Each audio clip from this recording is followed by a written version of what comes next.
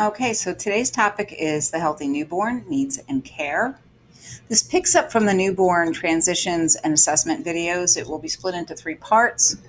Um, the first part is nursing care of the well baby. Then we'll go on to infant nutrition, which includes breastfeeding and formula feeding, and also pumping and storing and supplementing. And then the third part will be all the topics we use for parent teaching. Parent teaching is very, very critical in this short time that we have with them in the hospital. So we'll start with part one, which is nursing care of the well baby. Some of the topics we're going to include are infant security and safety, routine medications. These are meds that we give to all babies unless parents refuse them. And then the routine assessment will be very brief because we've already covered a routine shift assessment in a separate video. You can review that if you want to. We're talking more about how often these assessments occur and then a couple of additional things like the daily weight INO. We'll talk about the first bath, and we can kind of whip through that. Newborn screening and routine tests, and circumcision. So we'll get started with infant security and safety. Here in this picture, we have a hugs tag. I did not post a picture of the ID bands that come from the hospital that have the baby's name and MR number and date of birth and a barcode for scanning. Nor did I post a picture of the bracelets that match the mom to the baby to the, usually there are two bracelets and the support person gets one. But those are important. We ban the entire family while they're still in the delivery room. You really don't want to wait on that in case there's any kind of separation that needs to occur. Let's say your baby has trouble breathing and has to go to NICU. You want to make sure that there's a way to identify that that baby belongs to that mom. Every time that you remove the baby from mom, which should not be terribly often, but let's say the baby needs a circumcision or needs a car seat challenge in the nursery, when we return that baby, we're going to match the bands and make sure that we've given the right baby back. The hospital ID bracelet is important, especially if you use barcoded medication scanning. And it identifies that baby. Sometimes there's a name alert. Sometimes you have 3 baby Browns or baby Ramirez or whatever. So it's important to have the MR number identifying that baby as well. Security systems. So how do we know that babies are safe in the hospital and don't get abducted? Infant abductions are rare, but they always make the news, and you never want to be the nurse that was there when that happened. We want to make sure that the mom never releases an infant to somebody who's not wearing appropriate identification. And most hospitals will have identification badges that are very specific to the maternal child area. For example, the badge may be pink, or it may have a pink rectangle, or it may say in big letters, maternal child. But parents should be educated not to let anyone leave the room unless they are wearing that appropriate staff identification. The other way that we keep babies from being abducted are these little alarm systems. I am not endorsing Hugs as a brand. It was just a picture I pulled off the internet. There are many different manufacturers of these alarms, and the idea is always the same, that if somebody tries to leave with that baby or tries to cut the band off, alarms will sound and the elevators will shut down, and the staff will be alerted to the fact that the alarm is not on the baby, or that the baby is near an exit with the alarm and should not be. In terms of safe transport of the infant, babies should always be transported in a crib. They should never be in arms when they're in the hallway. In the room, that's a little bit different. But the hallway is a place where we might be running with a stretcher, or kids might be running around. We can't really always control for the hazards that are in a hallway. So the baby should always be in a crib, never in arms if they're in the hallway. Bulb syringe. These should be on every crib, and they should be, where you can see them and reach them. In case the baby gags or chokes, and parents should be educated to use them. And this kind of goes back to that concept of check your warmer. But if you have emergency equipment, like, for example, suctioning or oxygen, in the event that a baby has some kind of incident that needs some sort of intervention, make sure that it functions and that it's where it's supposed to be. And then preventing newborn falls, we're going to talk about a little bit separately when we talk about parent education. But basically, babies don't really fall at this age developmentally. They're not walking, they're not rolling. they're dropped. And so we need to do some things to make sure that the baby is safe. We need to intervene if we see a baby in an adult bed, especially in an adult bed without an adult. If they are placed on an uneven surface, that's not a crib. Well, a crib's not an uneven surface, but if you see a baby on any unsafe surface, you need to intervene and call attention to it. If you see that mom is falling asleep, she's exhausted, the typical scenario where newborns fall, so to speak, is a really, really exhausted mom who maybe hasn't slept in a couple of days, maybe had a C-section, is maybe on narcotic pain medicine, and falls asleep holding the baby, and the baby rolls out of her arms and hits the floor. It's preventable. So there are some things we can do. Number one, we teach mom always have the side rails up. If she is sleepy in the bed, she should have someone with her if she's that exhausted. And if she doesn't, and she's really, really, really tired, although we do encourage rooming in, it really is better for the baby.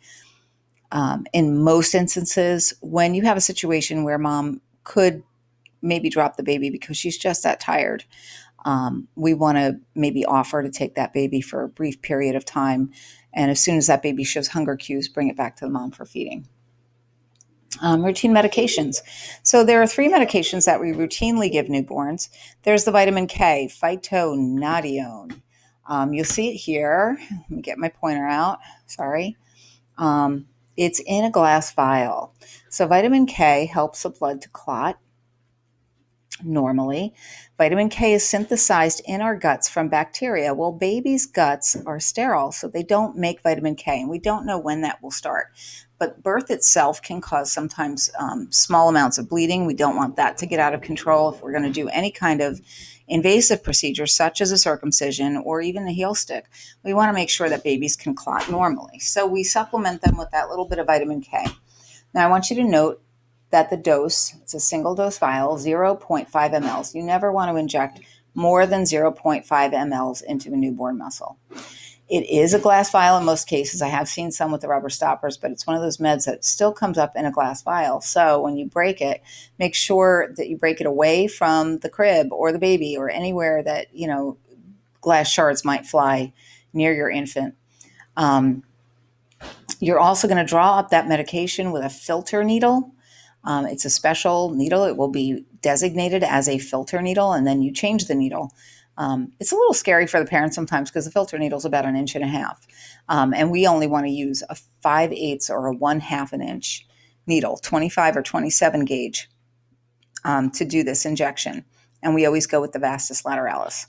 But some parents don't understand the importance of vitamin K and they'll refuse it. They're worried about preservatives in the medication or whatever. In that event, I would strongly recommend that you advise against circumcision. It's one of the procedures that can cause some bleeding, and we certainly don't want a baby who can't clot to have an elective procedure and then have a bleeding issue. So that's vitamin K. Erythromycin ophthalmic ointment. This is also standard of care for newborns. Parents may refuse it. And if they're free of GC and chlamydia, a lot of practitioners won't get too worked up about it, unlike the vitamin K, which is a little bit more significant. However, a lot of women don't get tested for GC and chlamydia at the very end of their pregnancy. If they are carrying that, it can cause blindness. So the erythromycin is a pretty harmless medication. The way that you administer, just like in this picture, you pull the lower lid down and you put a very thin ribbon of ointment on the lower lid. Hepatitis B vaccine is the first vaccine that babies receive. It is also a 0.5 ml injection into the vastus lateralis. Some parents refuse the vaccination. You should get consent. You must get consent from any patient who is not hepatitis B positive to give this vaccine. It is the first in a series of 3. You can give your parents handouts and, try and give them some education. But if they refuse it, you cannot give it without their permission. Routine assessment. So we already talked about what a routine shift assessment looks like. It's much briefer than that big admission assessment we talked about earlier. We do it about, in most places that I've seen, it's every 4 hours for some babies. Some places have a policy that for the first 12 hours they should get Q4-hour vital signs, but in most places it's usually about Q8. They used to say Q shift, but that's really not precise because people work all different shift lengths. Some places it's Q6. And we just want to monitor our babies. Intake and output's also another important function of the nurse. We want to make sure the baby's eating. We want to make sure that they're voiding and stooling. This is meconium stool. That's the first stool you see. It's black and tarry and sticky. It changes to a transitional stool, gets a little more yellower or browner in your babies as they have more intake. So it's a good sign when you start to see like a yellow, seedy, like mustard colored stool in a breastfed baby, because it means that there is milk getting through. In terms of how much is enough, babies need to breastfeed at least 8 good breastfeeds in 24. So we tell parents 8 or more in 24. They could breastfeed up to 12 times. Some babies will cluster feed and they feed actually even more than that. And it's okay to feed on demand without watching the clock. But we want to make sure that that baby is getting at least 8 good feeds and isn't going more than 4 hours really between feedings. In terms of output, the first day, 1 wet, 1 dirty is enough. The second day, 2 wet and 2 dirty is enough. The third day, 3 wet and 3 dirty. When the mature milk comes in, if mom is breastfeeding, you should start to see 5 to 6 wet and dirty diapers each a day.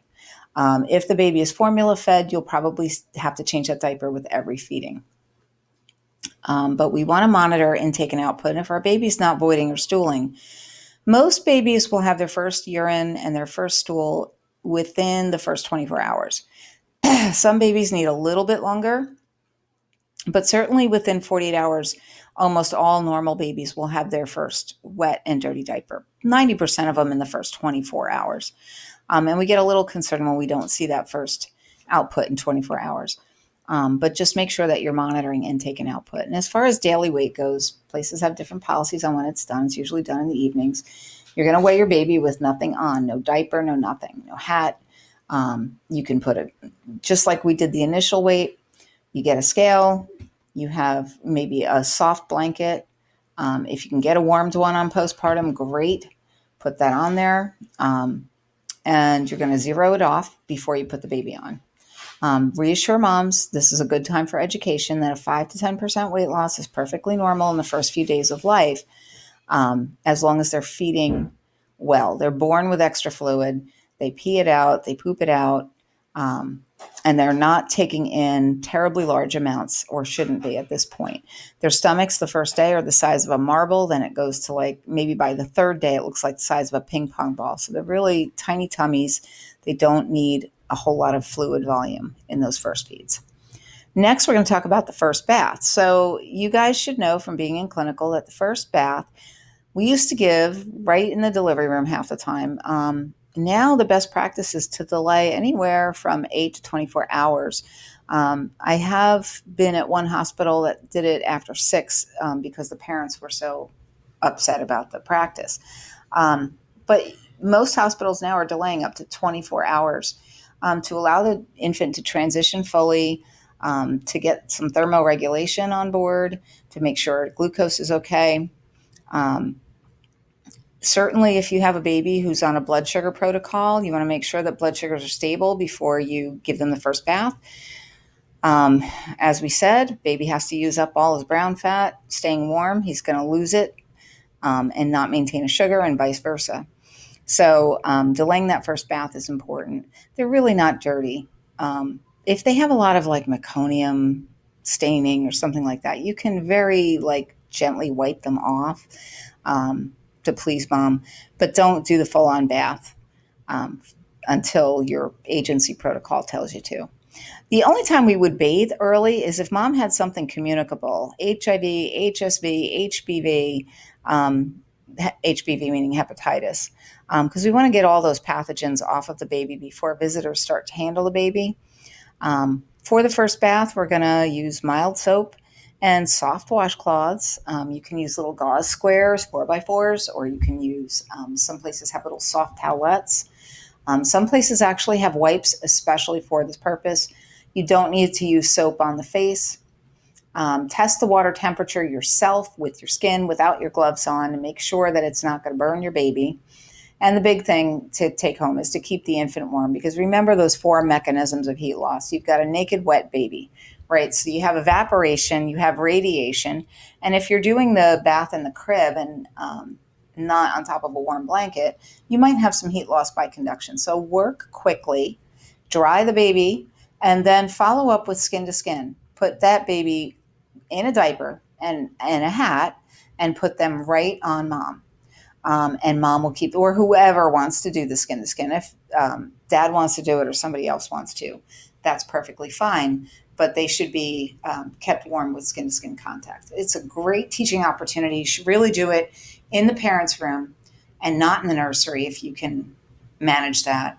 If there's not some compelling reason to take them to the nursery for that experience, you really want mom and dad there, or whoever is taking care of this baby, to see what you're doing, to talk about what's normal, what's not normal. It's a really great time to do a lot of patient teaching. Next, we're going to talk about newborn screening and routine tests. This is another function of the nurse. Now, you see this here. I don't know how many of you have gotten a chance to see the metabolic screening. Most states have rules about metabolic screening. The metabolic screen tests for like 50 some odd disorders, including PKU disease, which is rare but can be devastating. Galactosemia, sickle cell anemia. Don't memorize these. Just know that there's a lot of different disorders. Thyroid, hypothyroidism, congenital hypothyroidism. And then there are a lot of just ones that where the baby might lack an enzyme that breaks something down, and then those chemicals build up in the brain. So we do this newborn metabolic screening. The thing that I want you to understand about this is that user error delays treatment of these disorders. And sometimes it's hard to get the patients back to repeat the screening. They might not see the significance of it. So it's important to get it right the first time. And you see that these little circles have to be filled in completely. And actually, they don't show you this in the slide, but front to back. They have to be filled in all the way on the front, and then turn them over, make sure that the back is also saturated. It's a skill that you would learn on orientation to this clinical area, so I'm not going to labor it to death, but just know that it's done by heel stick, because babies don't have a lot of nerves or calluses. They're not walking. There's no big blood vessels. It's like a good place. And I'll kind of show you in class how to make a little V and stick on the sides of the heel.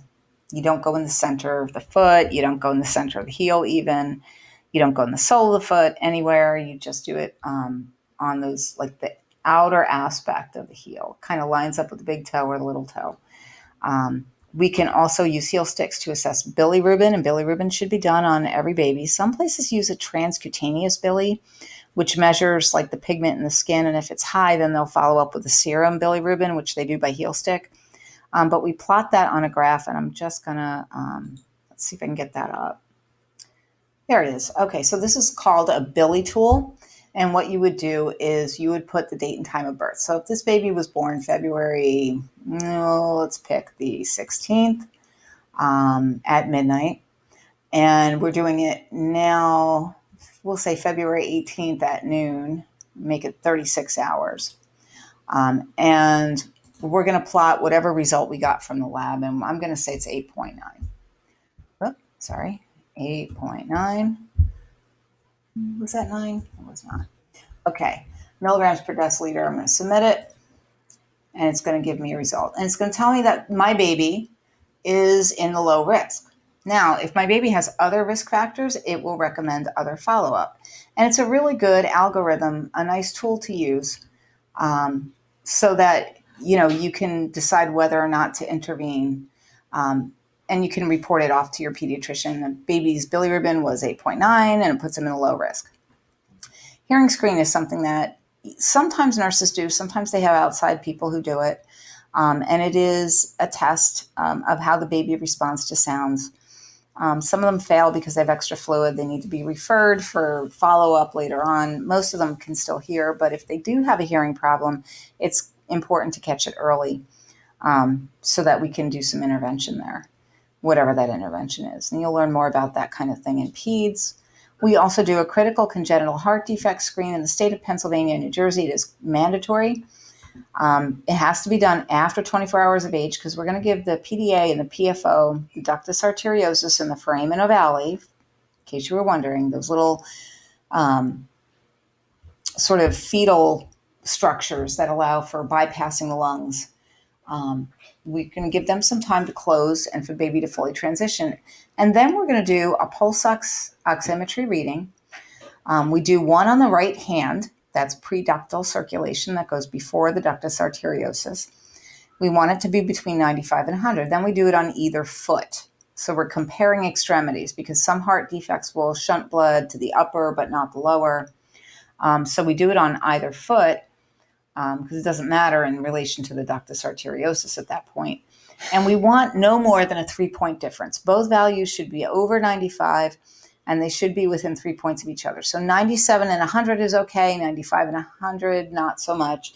You would wait, rescreen, and if you continue to have difficulty, and you adjust your equipment and all that stuff. If you continue to have difficulty, that baby would be referred and probably get an echo. But that does catch some of the heart defects. They might go home and then the baby starts to decompensate. This is actually a much better way of catching those things.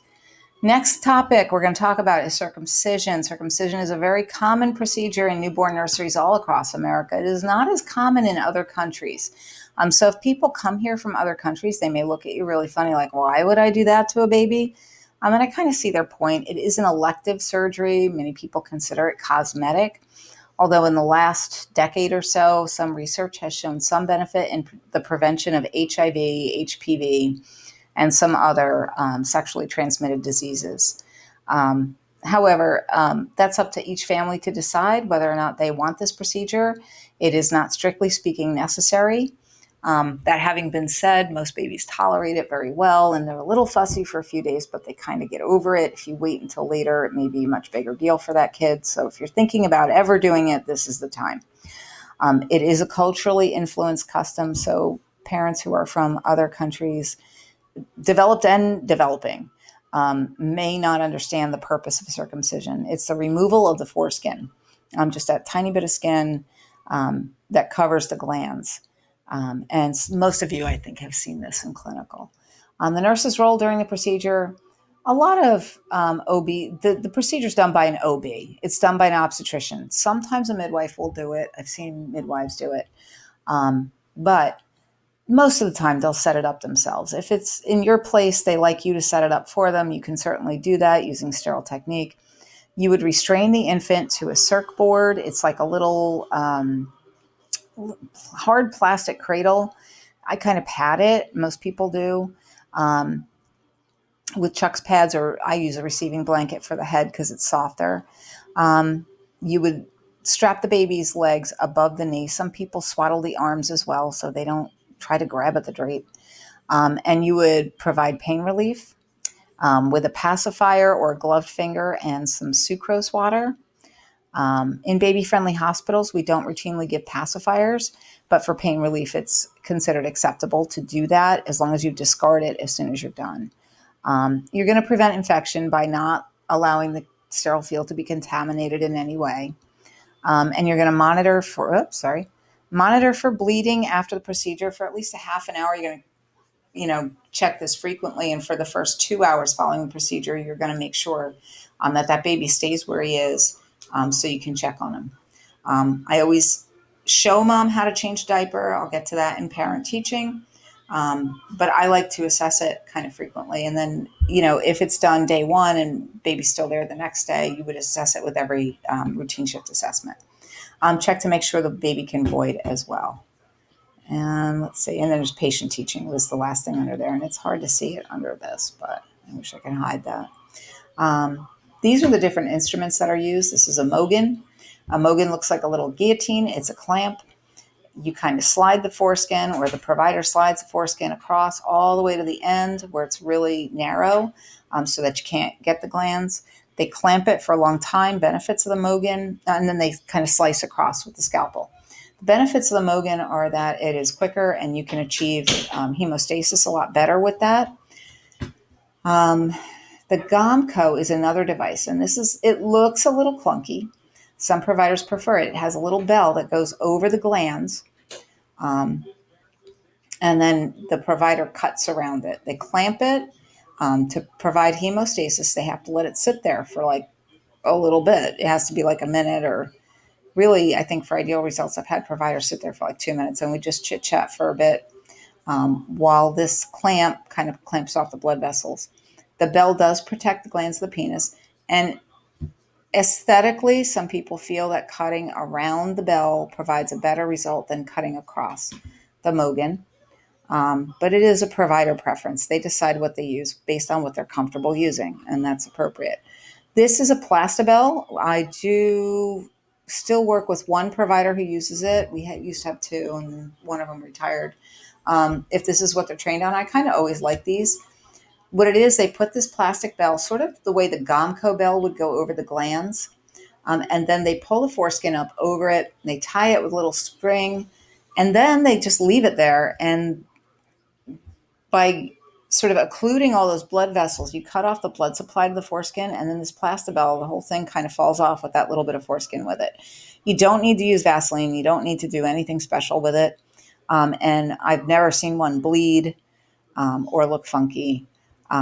But it's all provider preference. Whatever they were trained on is what they should do. And that is it for this video. I'm going to come back and do breastfeeding and formula feeding in just one